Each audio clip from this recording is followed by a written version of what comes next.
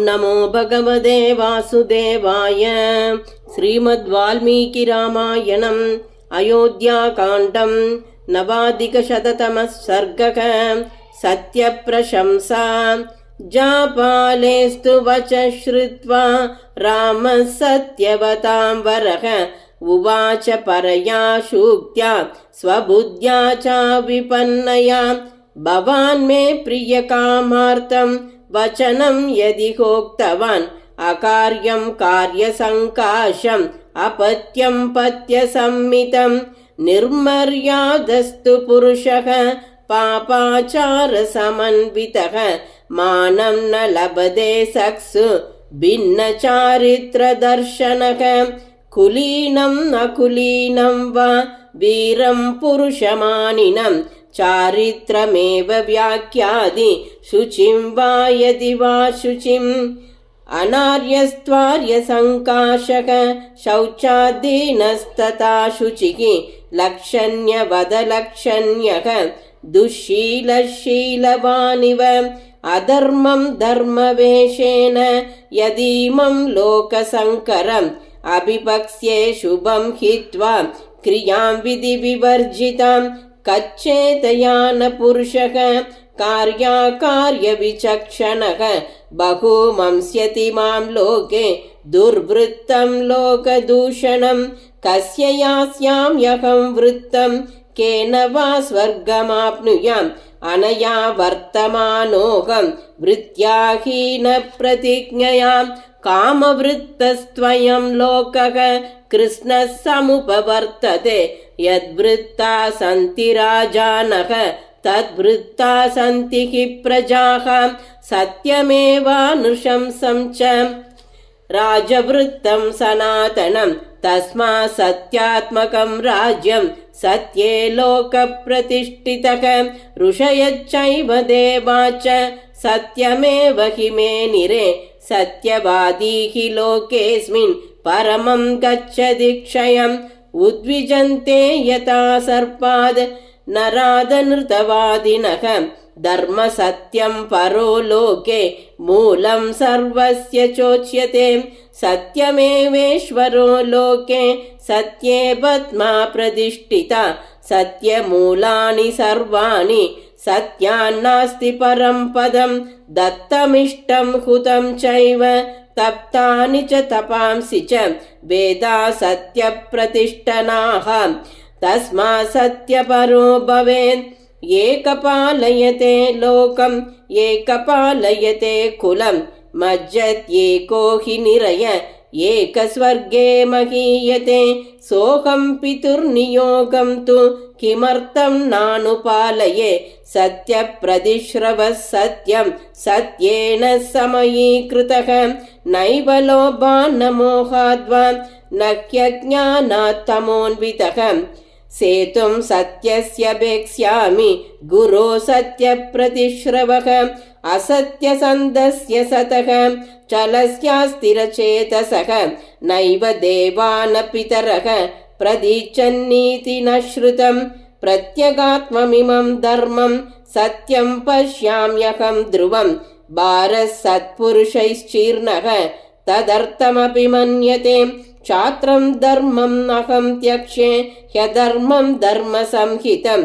शूद्रैर्नृशंसैर्लुब्धैः च सेवितं पापकर्मपि किं। कायेन कुरुते पापं मनसा सम्प्रतार्य च अनृतं जिह्वया चाह त्रिविधं कर्मपातकं।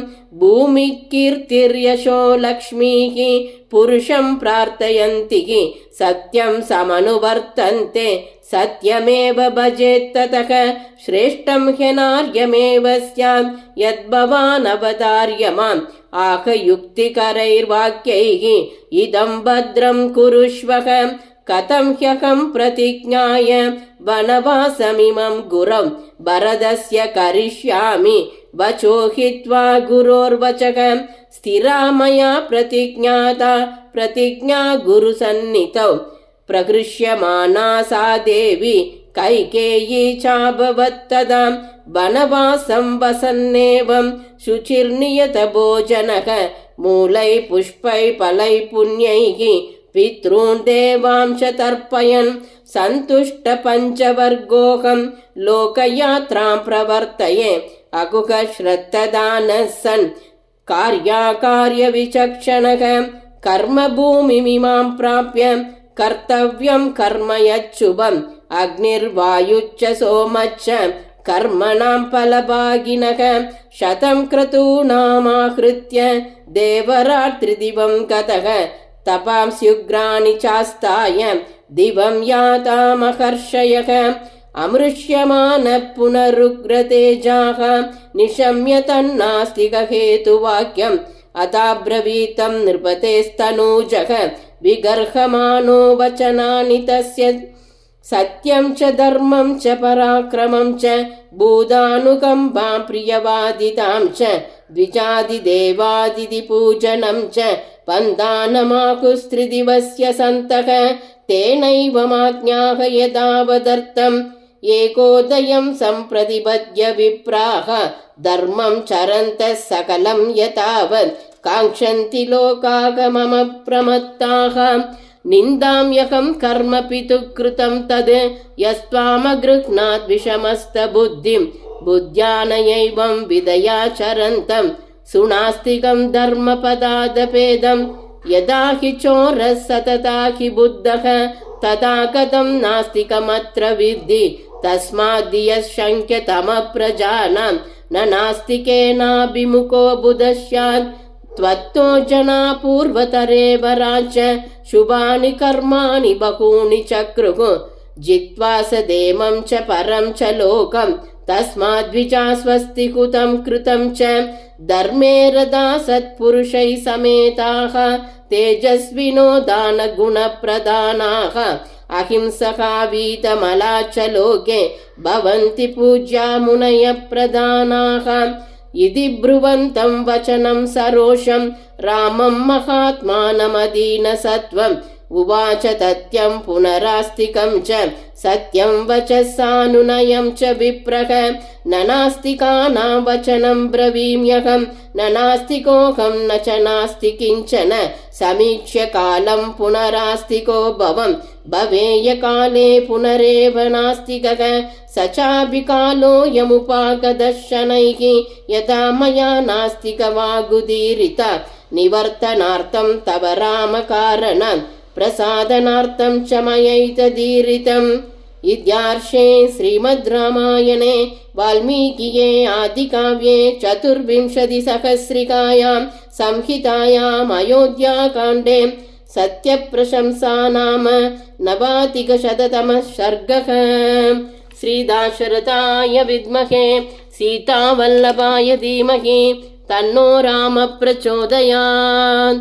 जानकीकान्तस्मरणं जय जय राम राम।